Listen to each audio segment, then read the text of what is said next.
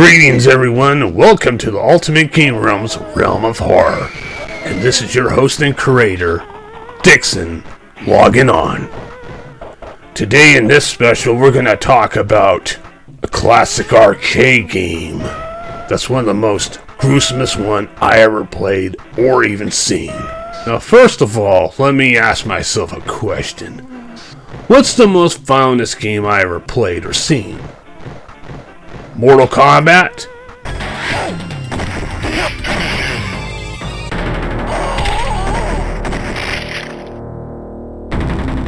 Sub-Zero wins fatality.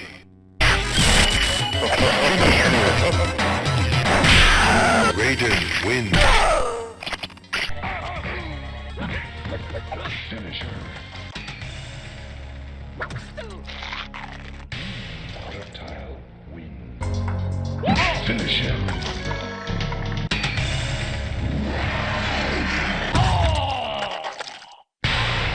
Kang wins. Flawless victory. Fatality.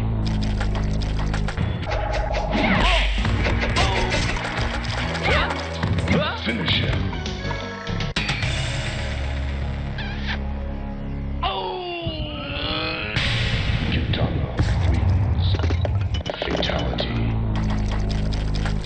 No. This arcade rarity came from the 80s. I know what you're thinking. Splatterhouse.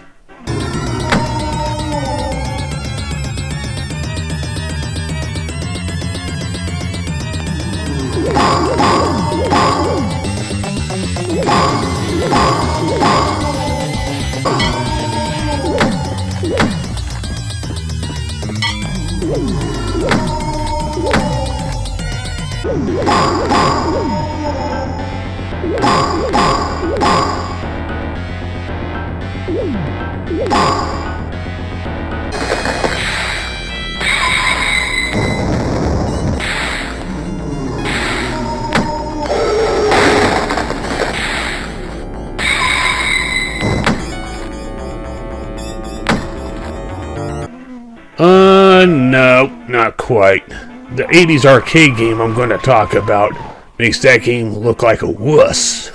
Wait a minute, I actually take that back. The game I'm about to talk about doesn't make this game, Splatterhouse, look like a wuss. In fact, Rick Taylor is actually much more of a badass than the cowardly antagonist that I'm about to show you in the arcade that I'm just about to talk about. I mean, in Splatterhouse, you're just actually a character goes by the name of Rick Taylor, who's possessed by a mask, to go through all the Lovecraftian monsters to save your girlfriend. So when I was talking about the wuss part, about how this arcade game makes Splatterhouse look like a wuss, I'm talking about the concept of it, not exactly the blood and gore. Well, kind of that too, but then again, I think y'all get the point. And to give you an idea what I'm going to talk about, it's a railgun shooter arcade game. It's way before the arcade games of House of the Dead and Carnival. And even this arcade gem from the 80s makes those games look like baby toys. Okay, to get straight to the point, the game I'm going to be talking about in this episode was an arcade game that was released in 1986 by Exidy. Chiller!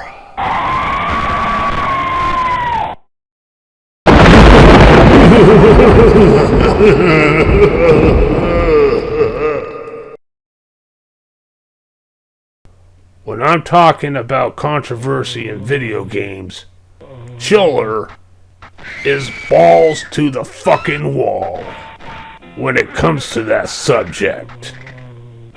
And this Chiller arcade game wasn't Exidy's first game involving a controversial subject matter either.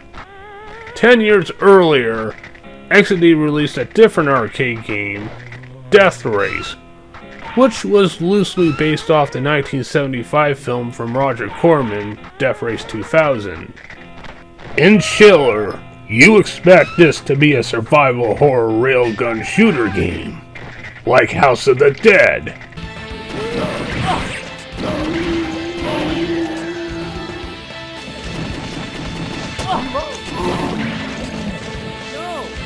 Well, guess again. Chiller is totally a different horror subject, and what's it all about is quite shocking.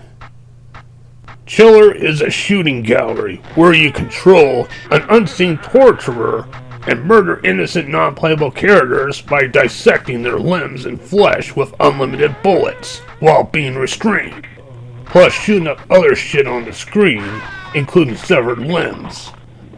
The concept of the game sounds more messed up than the amounts of excessive blood and gore itself.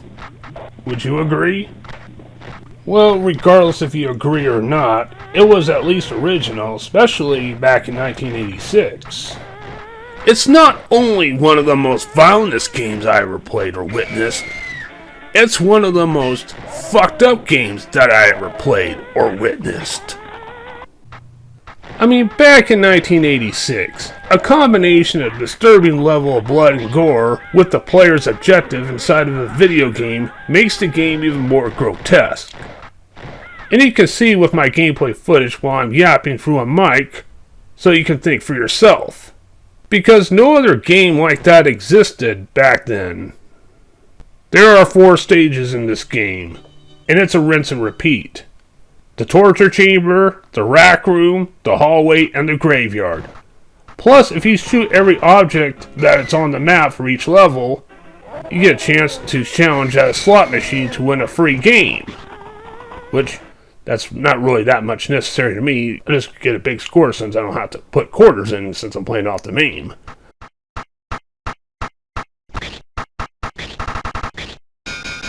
Well, at least I got 2,000 points. No jackpot though.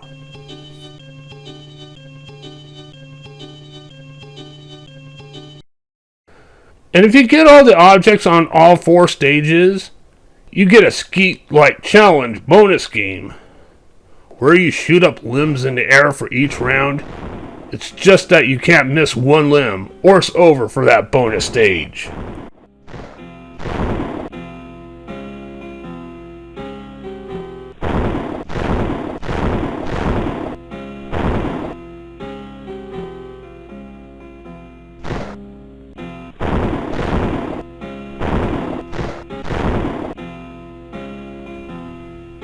Now, who goes around shooting up limbs and skulls during skeet shooting? Brilliant idea. Except I remember the last time when I was playing skeet was a duck hunt with the skeet with the play option C where you shoot clay pigeons. Ooh!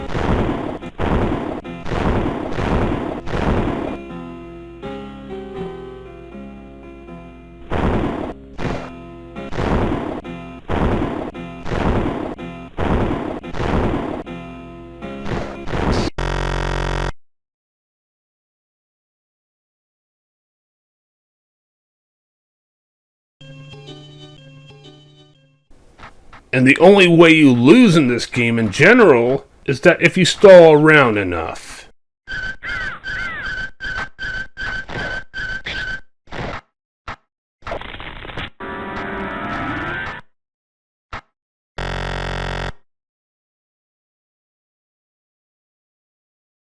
The main goal on each of the 4 stages, you have to get the monster meter down to 0 before time runs out. And if you get the monster meter down to 0, then the game applauds you before you move to the next stage.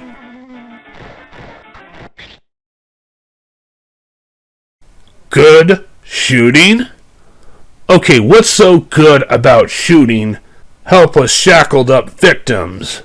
What would you gain from all that? Besides points? Notoriety, perhaps? Man.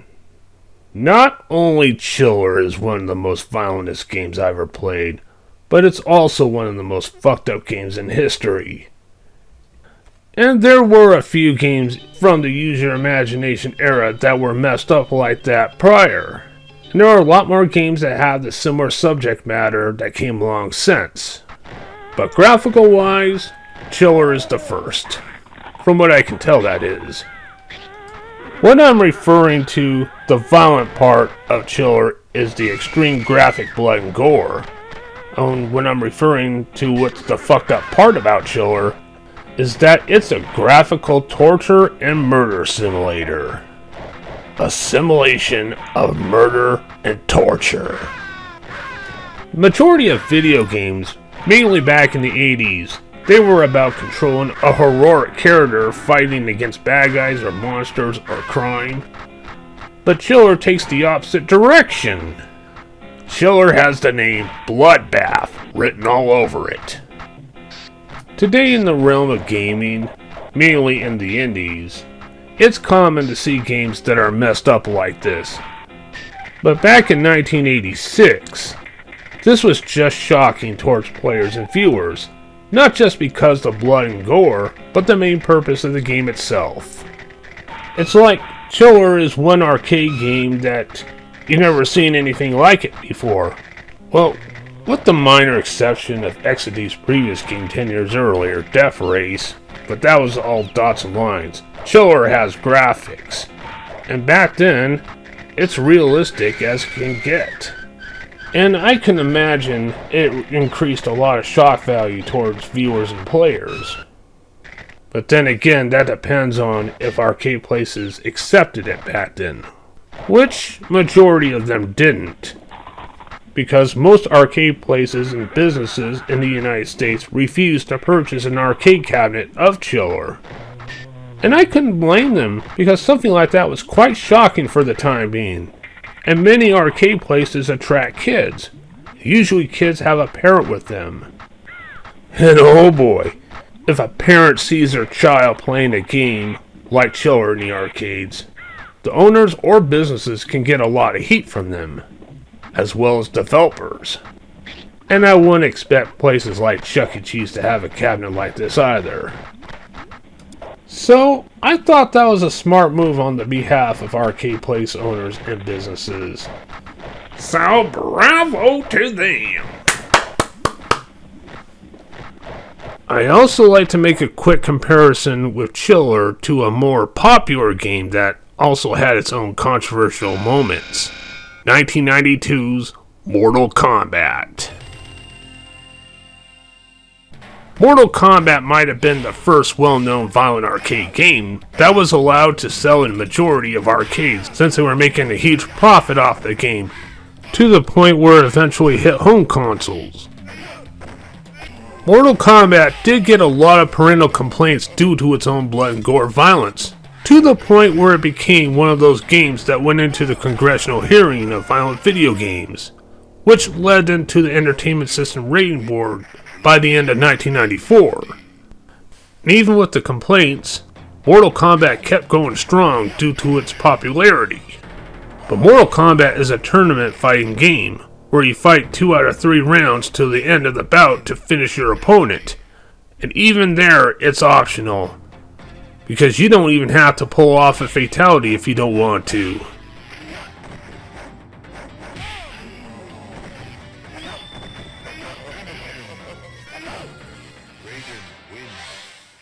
But then again, why the fuck wouldn't I? What's the fun in not eliminating your opponent by doing a fatality on them? Or, if you want to be friendly, just do a friendship in the later Mortal Kombat games. Or make them reborn by doing a babality on them. I get the picture though. I watched the congressional hearing from 1993. They involved violent games like Mortal Kombat, Night Trap, and Lethal Enforcers. Lethal Enforcers is another railgun shooter from Konami, and you playing as a cop taking out bad guys, and if you shoot an innocent victim, accident or not, you get penalized.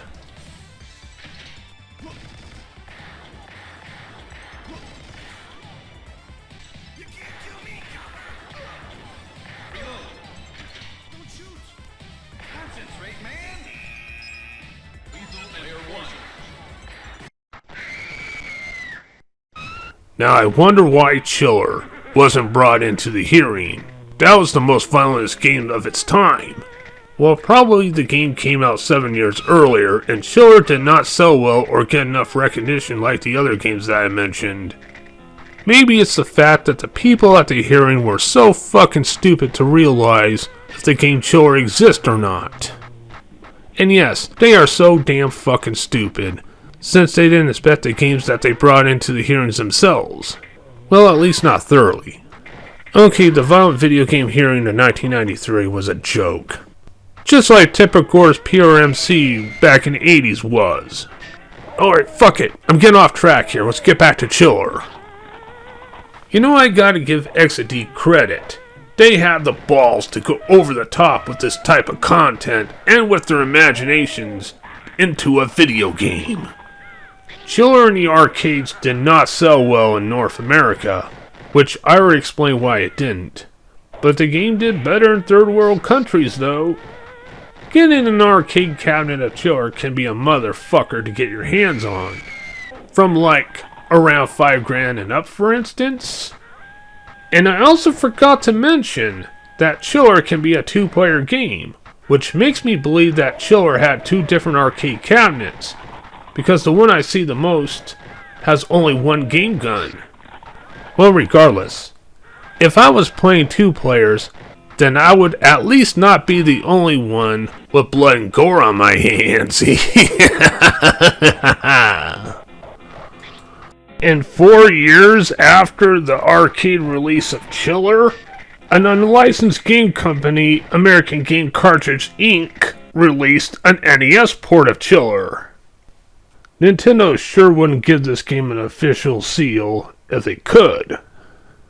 And I already did an episode on this port in my Unlicensed Game episode Volume 3, where I was talking about the 2 Exidy console ports from American Game Cartridges Inc., which was Chiller and Death Race.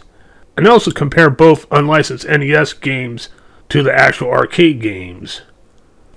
But I'm mainly focused on the actual arcade game of Chiller as part of my Realm of Horror series. And may as well give you a brief talk about the NES port of Chiller again. And I wouldn't go too far of saying that the NES game of Chiller was censored. Butchered, yes, in many ways, due to its hardware limitations. Well, that's how it is with most arcade ported to console games are. But NES Chiller still has its violent moments too. And for whatever reason, about the NES port of all 4 levels were reversed. For what the NES port of Chiller had to offer in coming from an unlicensed game developer, I can see why Nintendo wouldn't license a game like this. But I still have to give the developer credit though, but then again the real experience is the arcade port of Chiller.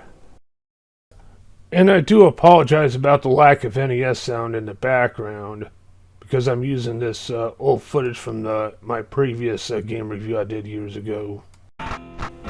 Now, what makes this arcade game Chiller so controversial, especially for a game released in 1986?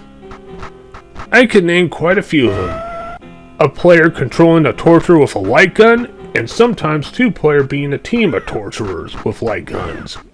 Committing senseless torture and murder on defenseless, non-playable characters in a gruesome fashion while chained up, or watching them get devoured by spiders or rats. Mild animal abuse, mild child abuse, brief nudity, plus shooting severed heads and hearts in the bonus stage, or shooting severed heads on shells or fence spikes. It's not difficult to tell that majority of arcade places back in 1986 wouldn't accept this game. Now, my personal verdict on Chiller? Well, I always have a fascination with this sort of thing, especially discovering something from the past that I wasn't well aware of until now. So none of the controversy statements I made above bothers me at all. Well, except maybe some of mild animal cruelty and child abuse and all that. In fact, I find the game more enjoyable, because it makes me think that I'm playing a movie villain and paying homage to classic horror films. It makes me think of a Hammer horror villain or a Universal villain. You know, blood and gore games like this always did satisfy me. After all, they're just games. The graphics for Chiller in 1986 was pretty good for its time, and it hasn't aged to this day. The music and sound effects were awesome. Now, the playability of using a mouse with a crosshair is always a good replacement if you don't have a proper gun peripheral when playing the game from the main on your computer. But I have to say one thing about Chiller. The game itself is not great. In fact, it gets boring after a while. And it only offers 4 stages, plus a slot machine round and a bonus skeet round. And it's a rinse and repeat type of game. So, there's no bloody end, unless if you give up or get bloody tired.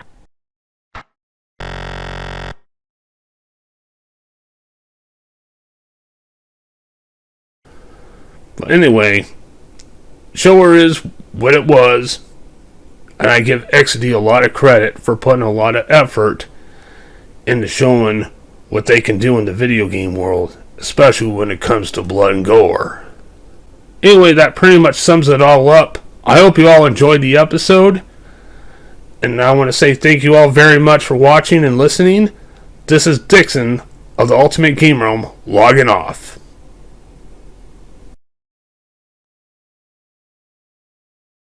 Yeah!